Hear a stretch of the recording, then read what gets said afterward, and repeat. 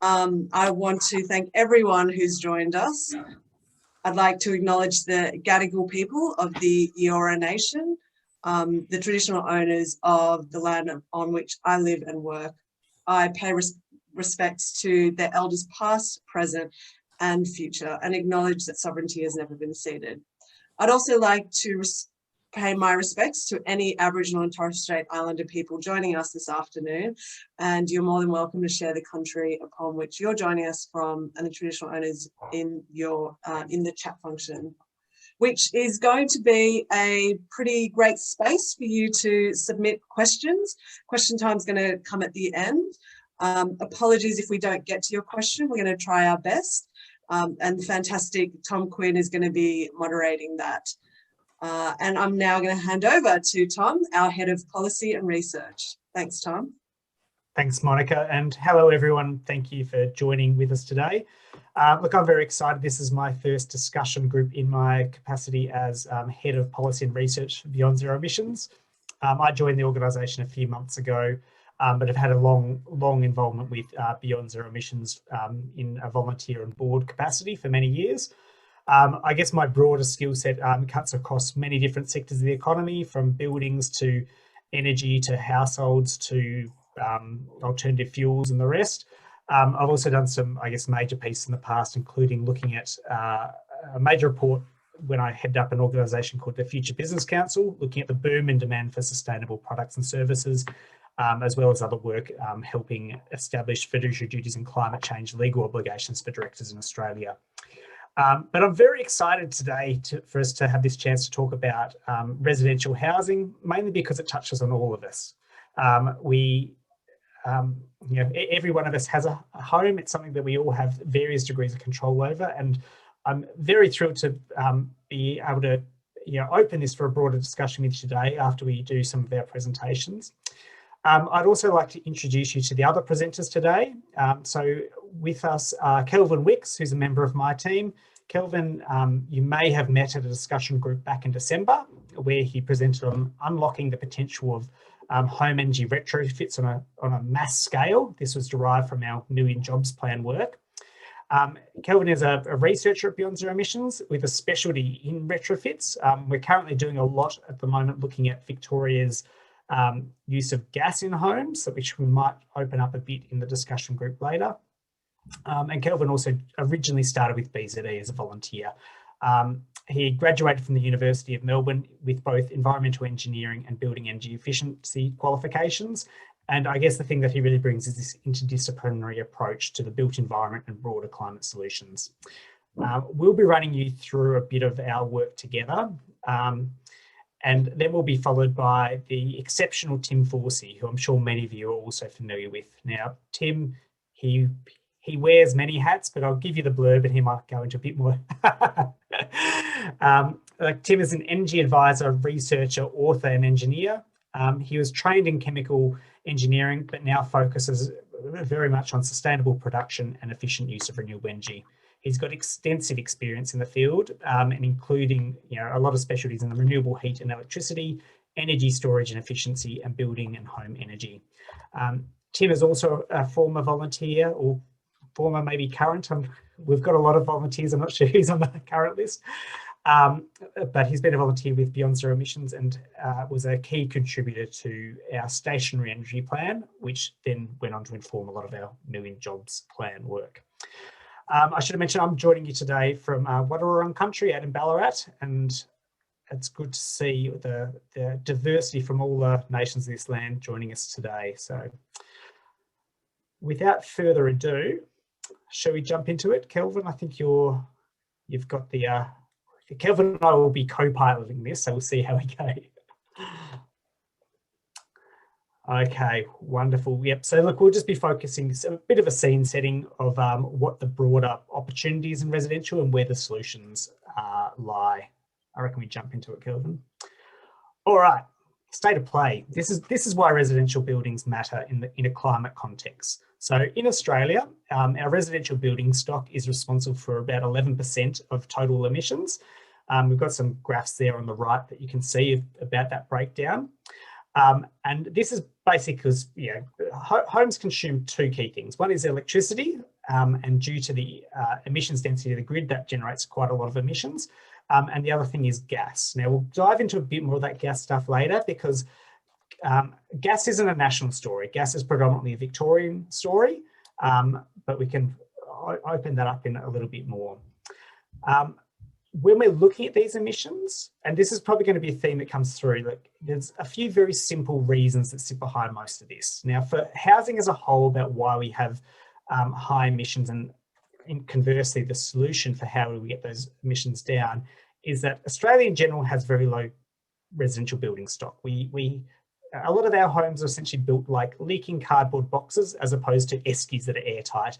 And as a result, we pump a lot of energy into them, whether that's heating or cooling, and just to see that energy then dissipate, which means we've got a lot of opportunity for better sealing our homes, can then reduce our heating and cooling needs, which can then reduce the emissions that come from the electricity and gas used to heat them. The second thing is that high emissions in our electricity generation network. Australia is undergoing one of the most rapid transitions of our electricity network in the world, despite the cross currents that often sit there politically. But we still have a big dirty grid that's predominantly powered by coal generators, whether they be black or brown, depending on which part of the country you're in. And the other part is in particularly households in Victoria, but there are gas-fired households elsewhere, is that we use a lot of gas in the residential sector, a lot of gas that we don't necessarily need to.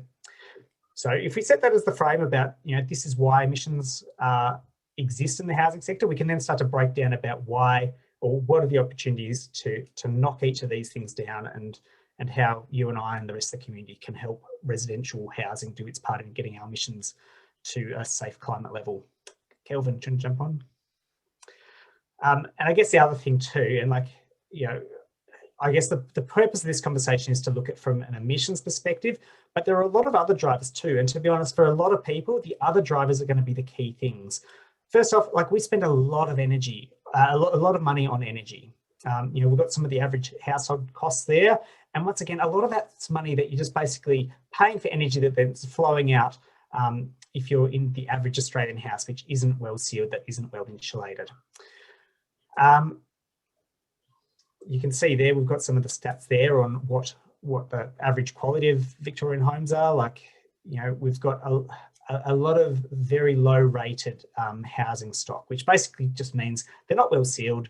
You've got to spend more money to heat and cool them. And the corollary of that is that our homes then aren't good for our health or comfort. I think one of the shocking statistics that not many people are aware of is that more people die of cold in Australia than do in Sweden. And a lot of that comes down to our housing stock. In Sweden, it gets very, very cold. So they've got very good housing stock. And as a result, their houses don't get cold. In Australia, as a more temperate climate, we're kind of on that borderline. And as a result, our housing regulations have been much more lax over time. And as a result, we have cold, leaky houses that lead directly to poor health outcomes. And the very unfortunate reality is that we then have people die because of health-related conditions being compounded by cold housing. And then critically, and this is a bit more invisible, it has the flow-on cost. Because we've got these big peaks in usage to heat our inefficient homes, that means we have to build a bigger grid, or a grid that can meet those peaks. And as a result, that adds to our grid infrastructure costs, and that then flows through to our higher infrastructure prices. And also means, because we've got those big peaks, particularly at the very start and end of the day, that we still see a lot of generation coming from polluting fossil assets. So if we can start to reduce residential emissions, we can reduce those peaks, and that will reduce overall grid infrastructure costs, that will reduce electricity prices, and will reduce our dependency or need for those fossil fuel generators to ramp up at the start and end of the day. Thanks, Kelvin. Now, we're going to drill a slightly bit deeper, and don't worry, it's not going to be me talking. I'll hand over to Kelvin for a bit soon. But when we look at our energy use in Australia, I think it's important to understand, we need to slice these things down, because if we're just at the high level, there's not much we can do. But when we start to drill down to where the electricity gets used, then we can really start to identify what the solutions are. So if we're looking at the average Australian home, we've got about a quarter of our energy is used to heat water, which is, well, it's kind of surprising, but kind of not. Water heating is a big user of energy in Australian homes. Another quarter is used to run our appliances. So these are our fridges, our freezers, our washing machines and dishwashers and everything else. And then we've got 40% that's used for heating and cooling. Now, this is a big opportunity for us.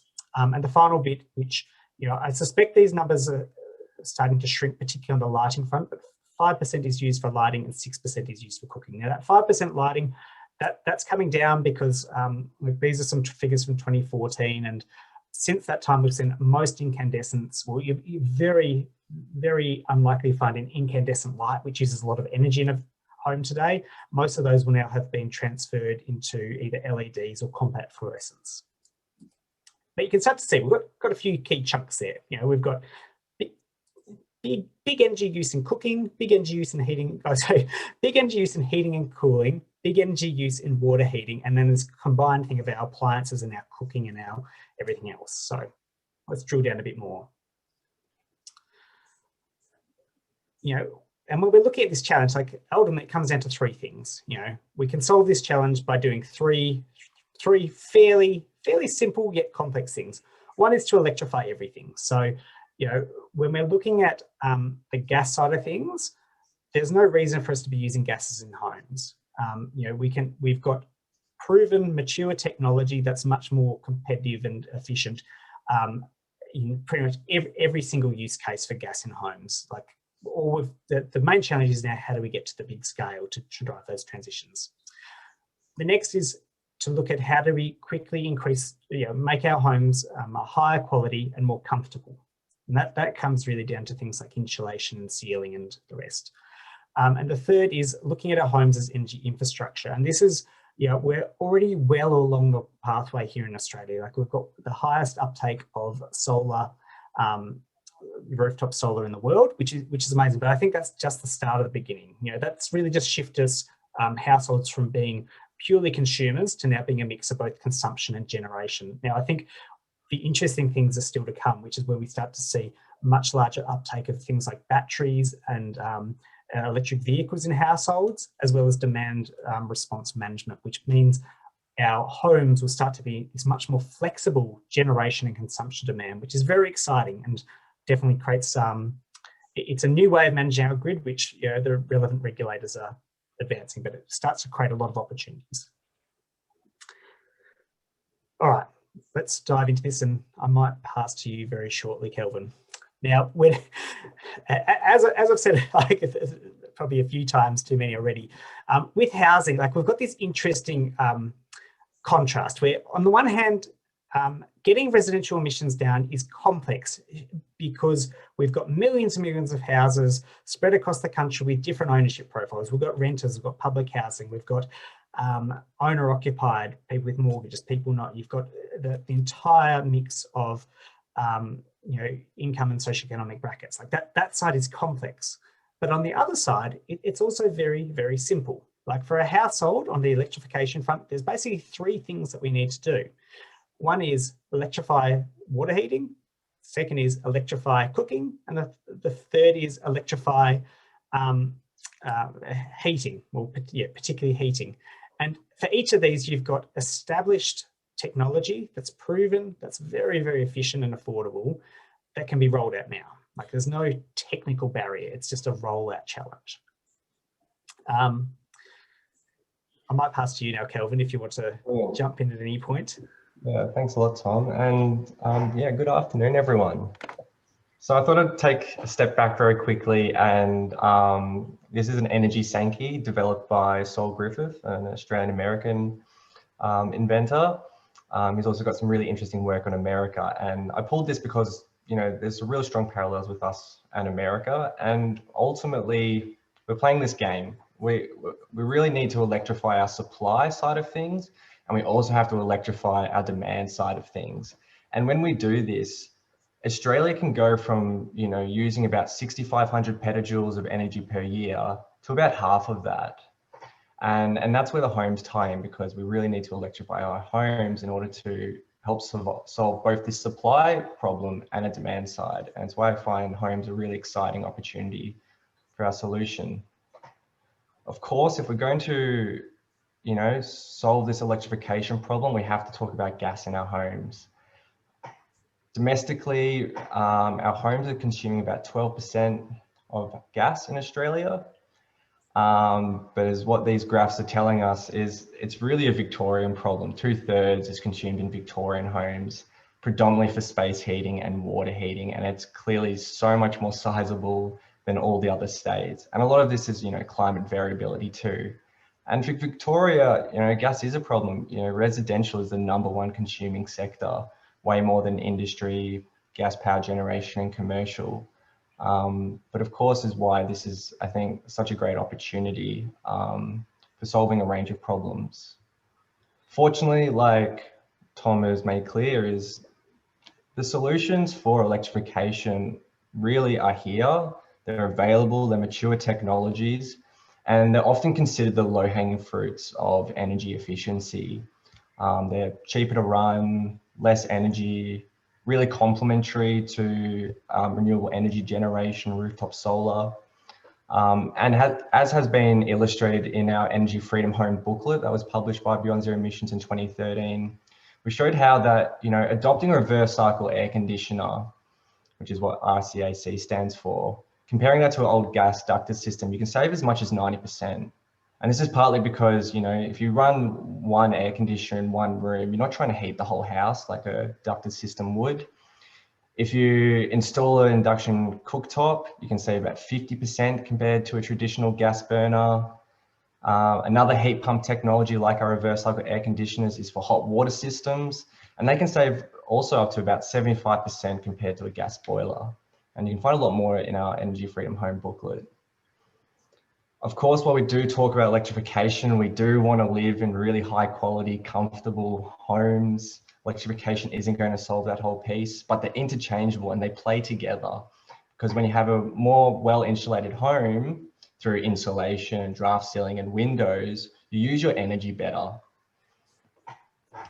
And so if we take, for example, a large home here in Ballarat, this is some research done by Sustainability Victoria.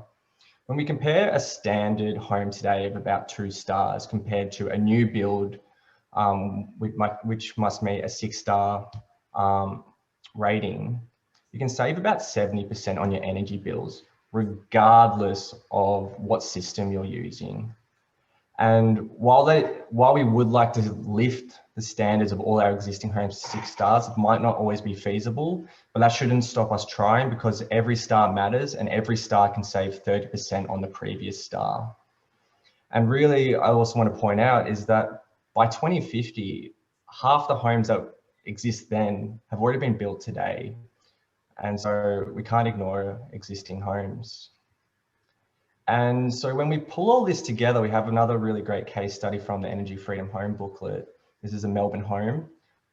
It's a 2-story home, family of 4. They were able to lift their star rating from 1 to 5. And as well as the other interventions like electrification, cooktops, hot water heat pumps, even solar hot water, this family was able to, over the course of 8 years, reduce their energy by 75% and be entirely electric.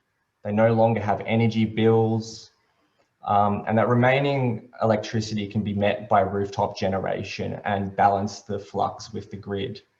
What I find really cool about this case study too is this also factors in a hybrid car that's also drawing on electricity, and really batteries are just the last step to true independence from the grid for this house. But we don't necessarily want to have off-grid homes, because the homes of tomorrow are such an exciting piece of the future and such an exciting piece of the solution. And this is where I'm starting to think we're going to be in the next 10 years. Like Tom said, we're seeing homes going to become central energy infrastructure because of homes' ability to generate, to store, and manage demand. Across 28% of homes today, we already have rooftop solar with a combined 14 gigawatts of solar. when we factor in emerging future demand side technology behind the meter, like batteries, like electric vehicles, and the way we can aggregate these technologies to create virtual power plants, we're going to see a shift from this one-way grid into a much more dynamic distributed grid. And we're no longer just going to be passive consumers, we're going to be very much active players in the grid. And so here's a kind of collage of the things that are already happening and that we can expect more of. We're going to see the emergence of new energy retailers like Amber, who are supporting us to buy electricity for cheaper by getting us to say, well, the price is right now, so go turn on that dishwasher or washing machine because renewable energy penetration is generation is highest during the middle of the day. We're becoming a lot more knowledgeable about how energy is being used in our homes, thanks to simple technologies like PowerPal, which is giving us real-time understanding of our energy and generation. We're going to see a lot more community batteries. So often we think about batteries as being quite prohibitive at the moment, price-wise, but it's really at that community scale that we're probably going to see a lot more uptake and make more financial sense. And these things are going to be stuck to the poles, they're going to be out there in the community, in parks.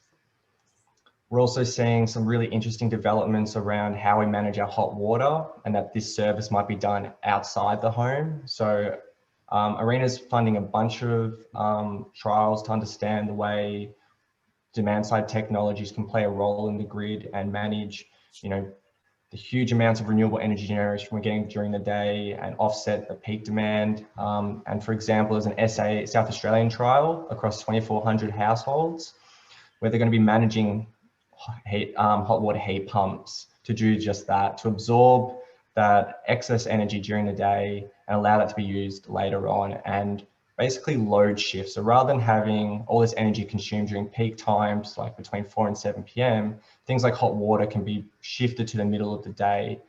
And this is very much critical to, I think, the future of our grid and helping it transition, which is happening so rapidly.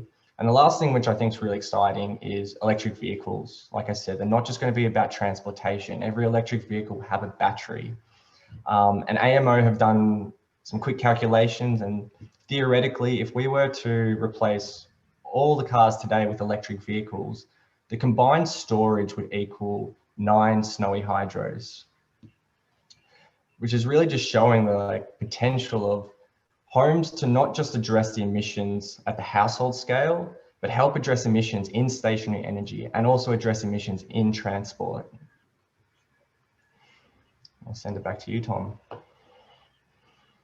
Wonderful, thanks, Kelvin. And I guess setting that at a higher level context too, residential can be a huge part of getting emissions down, but it also delivers so many more benefits too. It reduces, it makes our homes much more comfortable. It reduces our electricity bills.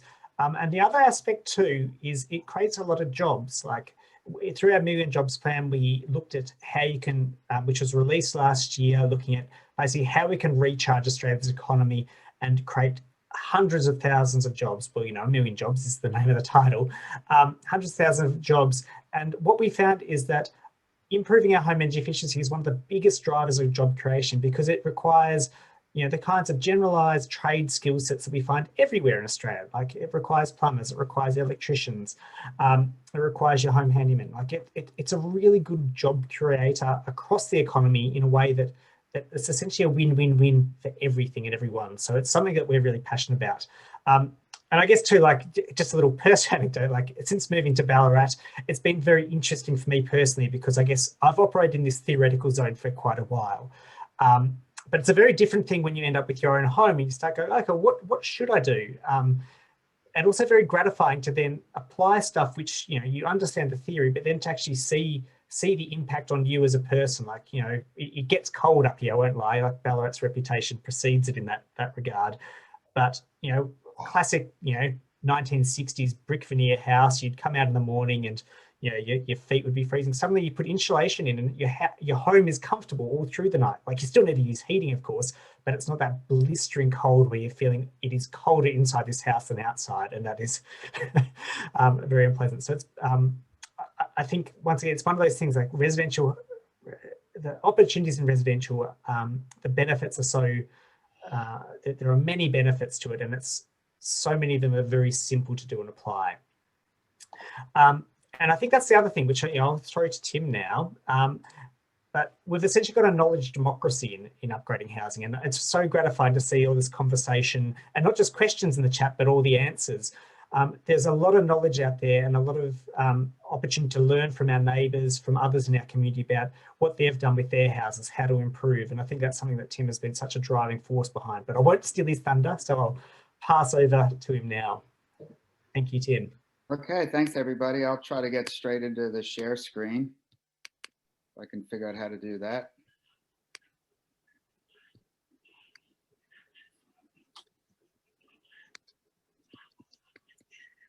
How's that? Can you see things? All right.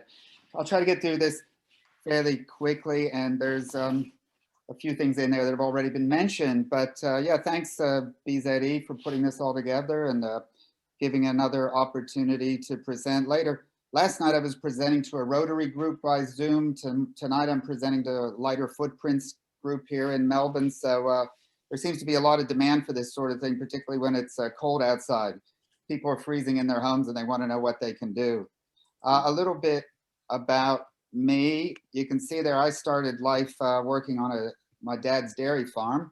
And but I became a chemical engineer and then went on to work in oil refineries, chemical plants, offshore oil rigs, that sort of thing. But in later life, I got involved as a Beyond Zero volunteer. And also I had a bit of a gig at University of Melbourne where we did some research into various things, but including these home economics that we're talking about. And these days, what I do is part-time. I go into people's homes and I'll spend 3 hours in a person's home looking at everything, but also then talking with the homeowner, with the client about various different things they can do to improve their homes, make them more comfortable, reduce their energy bill, improve their environmental footprint. And that's something that, again, has been very popular. But one of the things that we did at the University of Melbourne back in 2015, and this was building on the work done by Beyond Zero that we did with the buildings plan. But we actually had a look at the economics of heating with the air conditioners versus gas. Now, this was back in 2015. And we found that people could save a lot of money if they weren't using gas for heating. So who knew? The air conditioners had continued to increase in efficiency and the price of gas continued to go up. So we finally got to a crossover point where it suddenly became a lot more cost effective for people to be heating their homes with their air conditioners. And that's what we published in 2015. And around the same time, I was doing it with my own house. So here's an article I had published in Renew magazine. We live in Bayside, Melbourne, an old weatherboard house, which has been renovated a number of times, but we used to heat with a ducted gas. But we'd never put in the air conditioners, but summers were getting hotter. So, okay, let's get a couple air conditioners at either end of the house, but with a view to how we'd use them in winter. And sure enough, we found out we could heat our house for a third the cost of what we'd been spending on the ducted gas. So again, this was back in about 2015. So full credit to, the work that we've done at Beyond Zero with the buildings plan and also the book put together for Beyond Zero by Richard Keach. You see there, the Energy Freedom Home. This chart's already been shown, as it was said there, from Richard Keach's house, which was a great case study, his weatherboard house up in Essendon. This was the case study there where he showed how he got his house off of gas over time. And interestingly, his electricity use hardly even went up. So what these economics show is that basically all the gas we're using in homes these days, we're wasting, because there are cheaper options. So, you wouldn't go down to the store and if there was, a bottle of soft drink for $5 or one for $1, you'd probably buy the one that was cheaper. And it's the same way with home heating. We're wasting a lot of money using gas for heating living spaces and heating water. And we don't have to do that anymore now that we have options. Yes, there'll be a transitional phase, but there's the big economic prize. We're always going on and on about household budgets and how everybody's stretched. But this can be one significant way that people, particularly as we mentioned, in Victoria, where they're using a lot of gas for heating, that people can save a lot of money. And if you can get in a situation where the sun might happen to be shining and you're lucky enough to have the solar panels. Well, the solar panels can feed the electricity into your heat pump, which then gets free renewable heat out of the air. And in that way, you can keep your house very warm. So this was a good story, but how to get the message out and how also to find more case studies about what could be done. We had Richard Keach's house, and I'd done something in my house, but we didn't have a lot of case studies. And so my kids said, you know, Dad, there's this thing called social media, Facebook. So why don't you try that out? So I had a look at what Facebook was, and I started the Facebook group, My Efficient Electric Home, 6 years ago. I think in our first year we had 200 members, and we were pretty proud of that. But now we've got more than 300 members coming in every week. So we're up to nearly 33,000 members now. And every day this is people helping each other to improve their homes. But it's also a database of case studies, and you can see some of the examples written down there. I'll read the one out from Jackie. We used our reverse cycle air conditioner this winter in Canberra, worked great, on track to save $1,100. So this was very much in line with those numbers that we'd worked out at Melbourne Uni a few years ago. Since then, more people are talking about the electric home, which is great. Renew published a big study in 2018 about getting homes off gas and how much money we could save. Even the Victorian government, if you dig far enough, you'll find a website where the Victorian government's talking about planning for the all-electric home. Choice Magazine's been talking about the all-electric home. And here's a surprising one. Even AGL, you know, the company that provides gas and electricity, they're saying get your home off gas. I was quite surprised when AGL rang me up one day and interviewed me and wrote down everything I said and put it on their websites. So that's there. Even AGL is telling people to get their homes off gas. So here's what our members are doing at My Efficient Electric Home. They're getting off gas and even getting to the point where they're having their gas meter removed, because in quite a number of cases, you know, this is a better location for a pot plant rather than having a gas meter. So why not get rid of your gas meter and plant another shrubbery? Just recently, here's a graph. The other day, wholesale gas prices went through the roof, whereas wholesale gas prices might usually track around like $7 a gigajoule. The other day they shot up to like 30. So gas is no longer a cheap fuel. And if you're in, say, Victoria, as Bass Strait runs down, most of the gas you'll be burning in your house is going to be coal seam gas coming all the way down from Queensland. So it's not going to be cheap. In fact, it's going to be getting increasingly expensive. So now's a good time to get buildings off gas. But just also quickly to say, it's not just all about the heating systems and the fuel choice. We do need to pay attention to the building envelope. As part of my job these days, I climb up into people's roof spaces, and all too often I see there's insulation up there, but it's not in the right places. So the last person that has been up in your roof space, whether they were installing the NBN, fixing a water leak, changing a light bulb, they see it as their job to you know, do that business, and that often involves moving the insulation out of the way, but they do not see it as their job to put that insulation back. So I suggest everybody get familiar with your roof space and see if you have insulation and where it actually is. So the roof space is about one of the easiest things to address, but these days we can also blow insulation into walls as a retrofit or retrofit underfloor insulation. Draft proofing is usually one of the first and lowest hanging fruit items that I'll identify when I'm in a home. We're used to having big gaps under the doors. Where I grew up in America, you didn't have big gaps under the doors because in winter the snow would blow through there. And that would be a bit of a timely reminder that you shouldn't have a gap under the door. But in Melbourne, since we don't have snow blowing under the doors, we've got big gaps.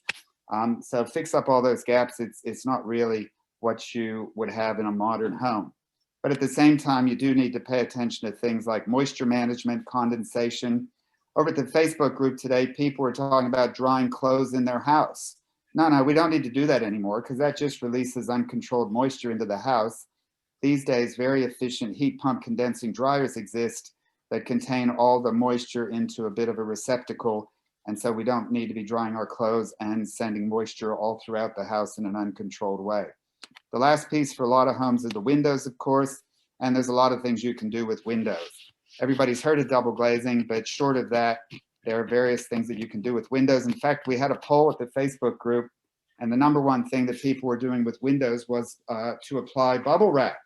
So maybe if you're in a rental where you got a kid's room, or maybe you're getting a lot of condensation on the windows in the morning in a bedroom, and that can lead to mold. Something as simple as bubble wrap is actually very effective double glazing. I mean, our climate isn't Hokkaido or Saskatchewan, so even bubble wrap will work on a window for Australia. As we're switching our homes over to off the gas and using more heat pumps, etc., it is important to monitor your electricity use so things don't get out of hand. You know what's going on.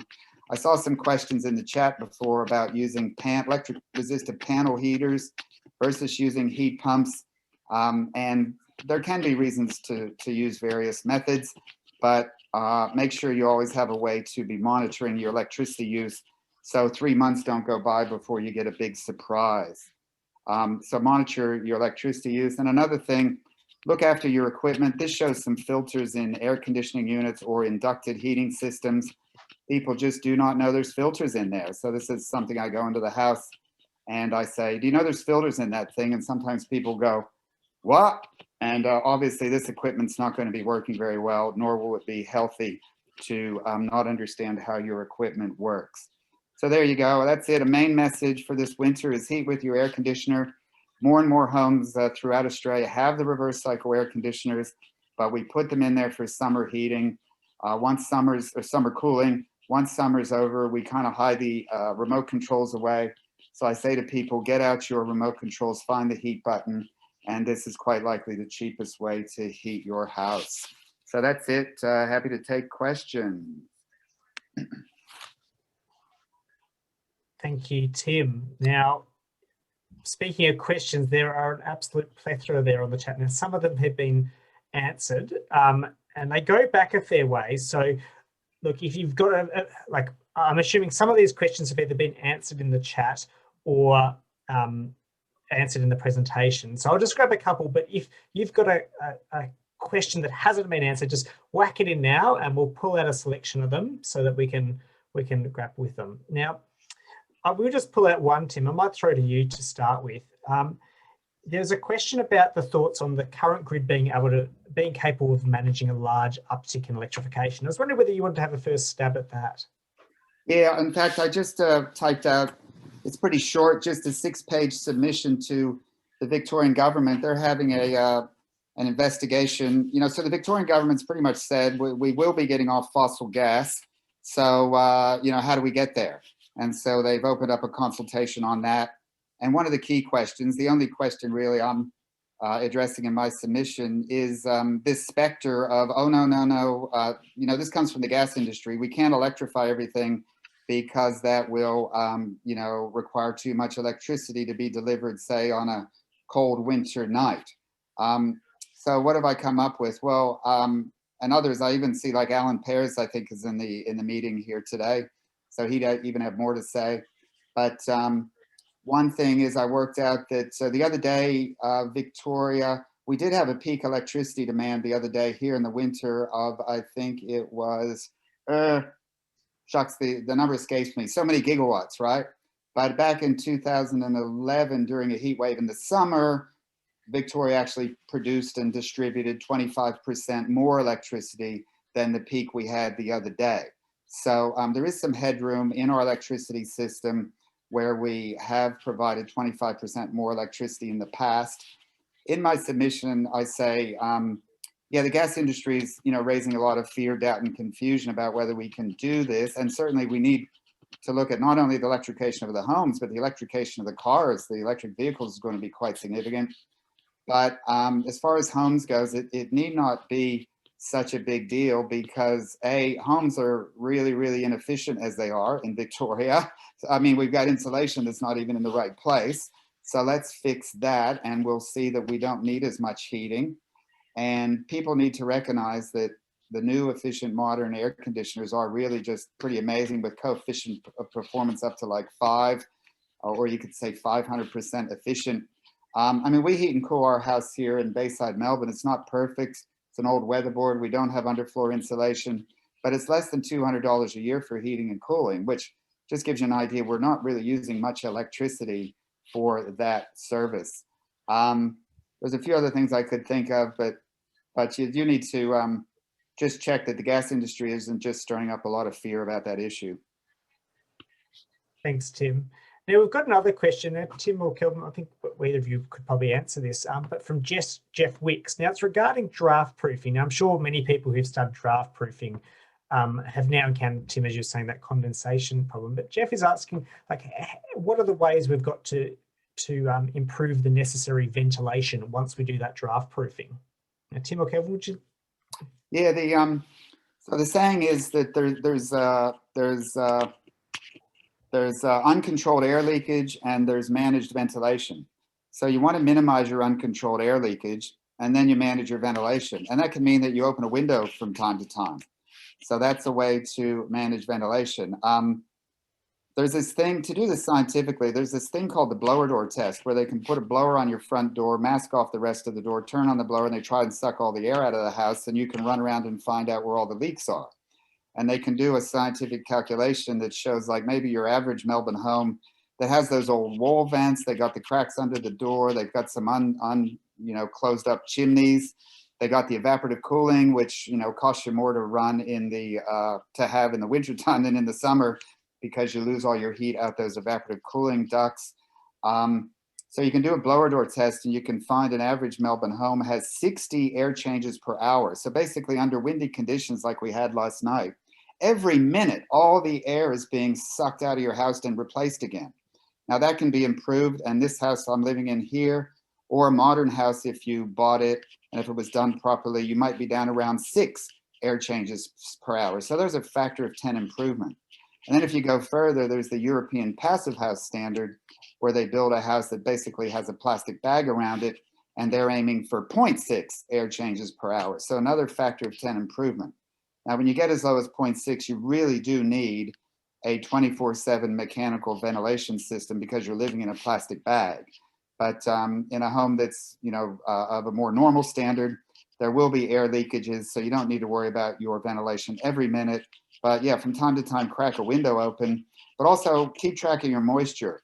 So don't dry your laundry in the house. Do run your extraction fans in the bathroom. Do run the extraction fan in the kitchen that hopefully takes moisture outside, and keep an eye on just how the humidity levels in your house. Thanks, Tim. All right, let's jump to a bit of more of a techie question. We've got a question here from Peter Horan saying, are there any remarks about thermal batteries? Now, first off, who'd like to have a stab at giving a description of what a thermal battery is, and then the relative pros and cons? Kelvin, do you want to jump in? Or Tim, do you want to field another one? Well, one of the easiest thermal batteries is your hot water. So whether you're heating your water just with resistive electric heating or a more sophisticated heat pump, which would use a lot less electricity, basically that's a thermal battery. So we've got a hot water heat pump. It comes on at 11 o'clock in the morning, which is when we're most likely to have solar generated electricity.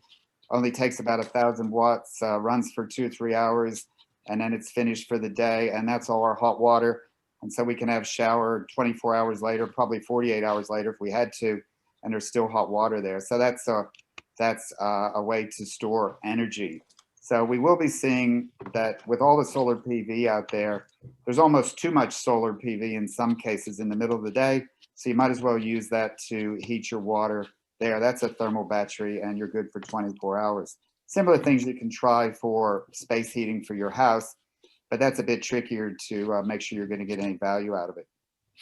I might go a bit further on that too, because I think it's a really interesting solution that we've got here in the context of how do we balance the supply and demand in a grid that's shifting towards 100% renewable? Because one of the challenges that we're starting to see now is, because we've got this huge lump of solar being generated in the middle of the day, which is fantastic because it's essentially decarbonised and made electricity as cheap as possible right at the time when most of our businesses are using it.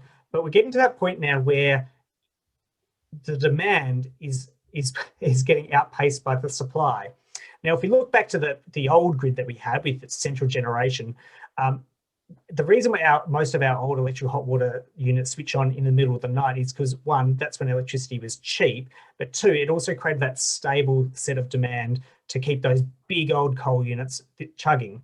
Now, we can apply that same concept today with with electrical, heat pump water heating, as Tim's saying, these thermal batteries. But rather than running them in the middle of the night, it makes a lot of sense now to run them in the middle of the day, because then you can essentially heat up your water for free. You soak up that energy right at the peak of when it's getting generated, and really helps balance out that supply and demand curve, or supply curve. And if those types of measures, as we start to think a bit more creatively about where we play or how we time the demand relative to our current supply, that will help us achieve that full electrification and reduce the risk of having those high infrastructure costs if we can't level it out. And I think that's where too these tools like Amber create a very good consumer mechanism, because by putting those price signals out there, you do respond. Like, I guess I described, like, I'm an Amber user, but I found it phenomenal. Like, just the difference of a few cents an hour, which doesn't actually add up to much, but it drives a very big behavior change in you. Like, oh, I'd better shift my usage to when the power is 11 cents or 14 cents as opposed to when it's 2025. It's amazing the behavior change of those very small price signals. Going to jump to another one. We've got a question here from Kate Brandon saying, is there an equivalent in New South Wales to the Victorian Residential Efficiency Scorecard? Now, it's been a little while since I've looked at this, but I think there's plans to roll it out nationally. Tim, do you want to jump in? Yeah, there is. So if you Google the Victorian Residential Efficiency Scorecard, hiding in there is actually a list of assessors from practically every jurisdiction. So it started in Victoria. The Australian government's delegated it to Victoria to develop this scorecard over a number of years, and then it became available in commercial in Victoria, and then it was trialed in the other jurisdictions. Now, I don't know for sure that all the other jurisdictions have said after the trial, yep, we'll have that. But for the time being, if someone's interested in having a scorecard done, well, definitely get onto even the Victorian site, but dig through there and you'll find assessors that may be serving your jurisdiction, your local area.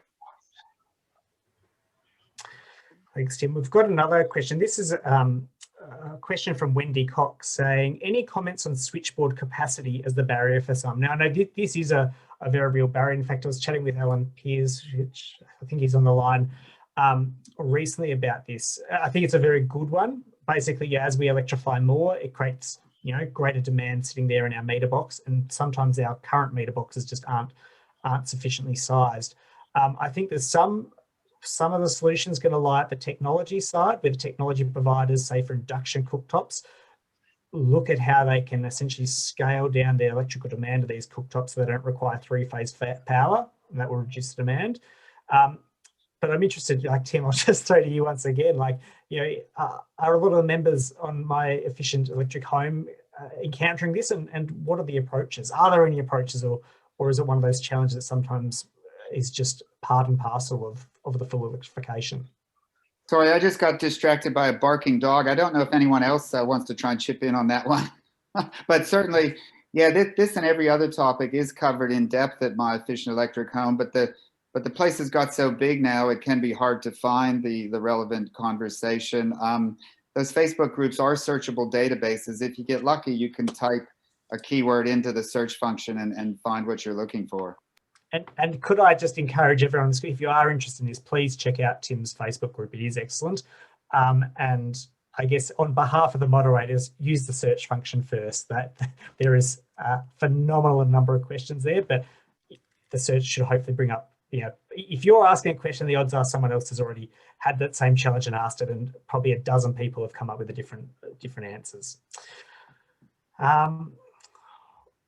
All right, okay, let's go. We've got a very techie one, which it's definitely beyond my knowledge base, but from Cherie saying, how far away are cost-efficient V to H systems for EVs?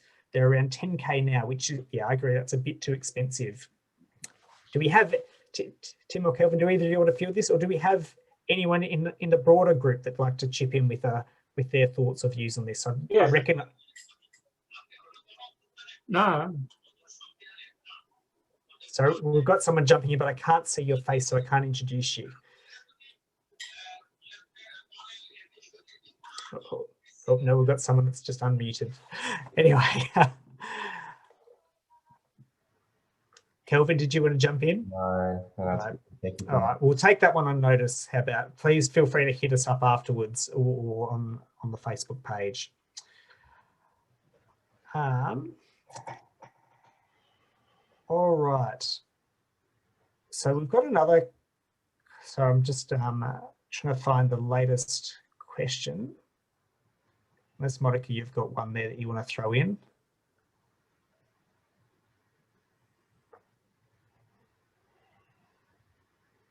Okay, we've got one here on heat pumps. So, you know, heat pumps, I'll paraphrase, but heat pumps are, you know, a complex set of kit.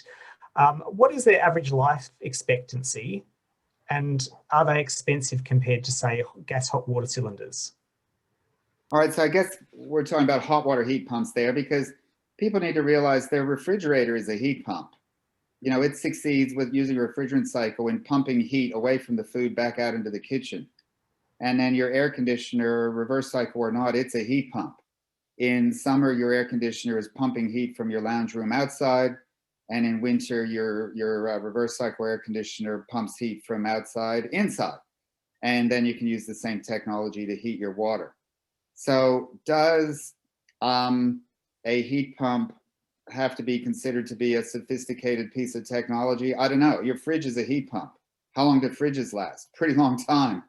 So if you've got a piece of equipment that's working, chances are it's going to last, you know, a reasonable period of time. Air conditioners, you know, I see 20-year-old air conditioners and they're probably at their use by date.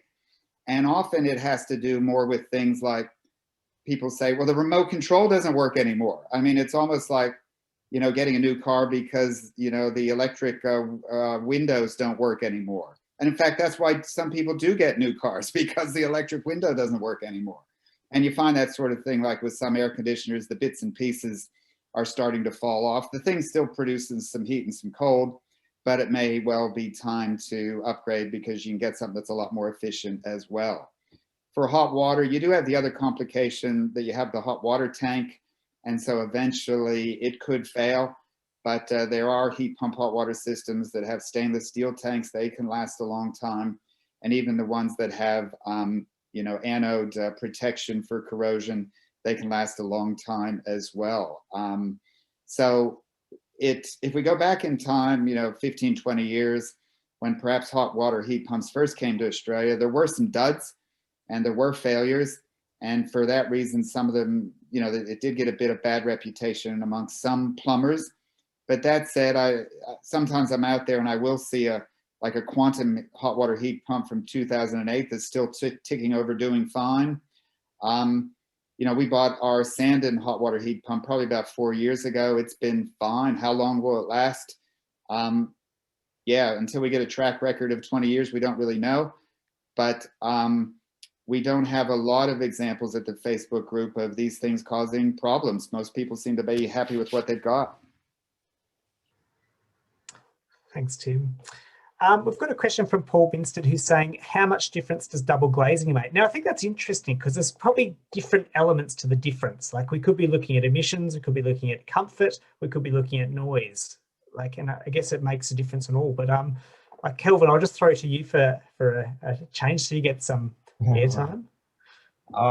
Yeah, they make a massive difference. I mean, they're twice as good. But the problem is still like, you know, glazing is still a massive hole in the wall. Either way, they're going to be the weakest point in your envelope, but you can't lose with double glazing. They help with condensation issues, and so they're definitely a win. And there's, you know, if you can't afford, you know, a new double glazing system, there are now great alternatives like secondary glazing.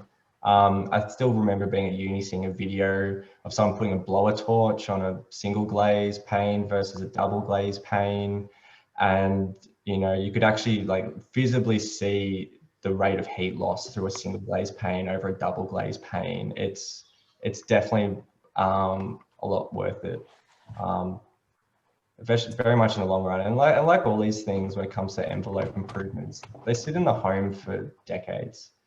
Don't really require maintenance, and you definitely win in the long run. All right, I've just noted we've got a lot of love for the quantum heat pumps and sand and heat pumps in the chat, so you could see some fans out there. But time is running quite short now, so I'll probably just do one more question. But we've got one here from David Roden, who's asked, can ducted RCAC systems be retrofitted to heat and cool a couple of rooms at a time instead of the whole house? Tim, is this something you've been looking at? Yes, sure. And in fact, if people want to go to the Renew YouTube channel, I've got a webinar there. It's an hour long, and then there's probably an hour worth of questions talking about space heating and cooling using air conditioners. And we talk about ducted versus not ducted systems. So a lot of detail there. But yeah, there's a lot of possibilities and a lot of creativity can be applied for any given house. You know, you might have a split system, you know, your basic not ducted split system servicing one part of the house, but in another part of the house, if you think it makes sense, you could have a ducted system servicing a smaller part of the house. Just a couple things to be realized with ducted systems. They can be less efficient because often we put our ducts outside of the thermal envelope of the home. I mean, yeah, the ducts can be insulated, but they're always poorly insulated. And so there'll be heat or energy losses there associated with the ducting. And the other thing with ducted systems, you always need to get the air back to the return. So some people say, well, I have a ducted system, but then I'll close all the doors. Well, no, it doesn't work that way. You've got to get the air back to the return, or you've really choked the whole thing off. So there can be good reasons why you don't want to do ducted, but with the air conditioner crowds, there are a lot of different options that are available. If people are looking to fit out a home or a room with an air conditioner, I say go get the hard copy brochures for some good quality units such as the Daikin or the Mitsubishi Heavy Industries, and get the hard copy brochures. That way you're sure you're looking at everything that they offer, as opposed to if you're on the internet sometimes you might miss something. And then that might give you an idea for the different possibilities that would fit with your house. And then there are some vendors out there that are a bit brighter than some of the others, will come up with some creative ideas. Thank you, Tim. And with that, we will call that a wrap on the questions. Could I just say a very big thank you to Tim and Kelvin, and indeed all of you. Like, these discussion groups are here for you, and they wouldn't happen without you. So we really appreciate the huge level of interest this one today. I'm going to throw to Monica shortly, but I did just want to say, if you are interested on the Victorian gas substitution roadmap, there are 2 inquiries open for submissions at the moment. One via the Department of Environment, Land, Water and Planning, which closes this Friday, and another one being run by Infrastructure Victoria, which closes, I think, in mid-August. So if you would like to contribute your thoughts on how we could rapidly electrify our homes and reduce that national gas usage, free up gas for manufacturers, then please encourage you to contribute. With that, I'll pass to you, Monica. Thank you. Thanks, Tom. If you've enjoyed today's event and you would like to further support Beyond Zero Emissions, please jump onto our website at bze.org.au/donate. Every little bit counts and helps us make a greater impact. And as I mentioned, we're doing a little bit of work on how to improve discussion groups. So please watch out for that survey that's going to be sent to your email as well. Thank you so much for joining us, and we'll see you next time. Thank you. See ya.